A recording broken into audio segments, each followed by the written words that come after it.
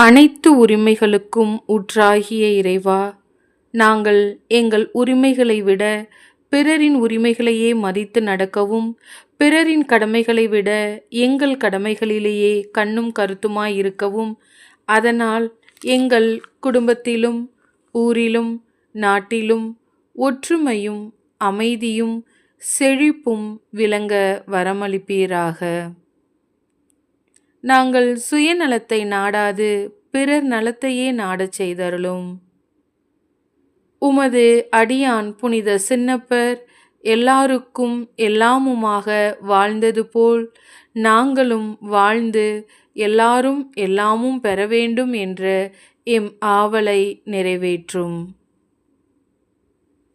M பெற்றோருக்கு, குருக்களுக்கு, தலைவர்களுக்கு கீழ்ப்படிதலும், M சகோதரர்களுக்கு மரியாதையும், எம் சிறுவர்களுக்கு அன்பும் அளித்து நடப்போமாக. நாங்கள் நன்முறையில் வாழ எங்களுக்கு போதுமான வருமானம் தருவீராக. நல்ல தொழிலையும் சந்தர்ப்பத்தையும் தாரும். எங்கள் ஊரிலுள்ள முதியோர், விதவைகள், வறுமையால் வாடுவோர், பிணியாளர் அனைவருக்கும் ஆறுதலும் நல்வாழ்வும் அளிக்குமாறு உம்மை கெஞ்சி கேட்கின்றோம். ஆமேன்.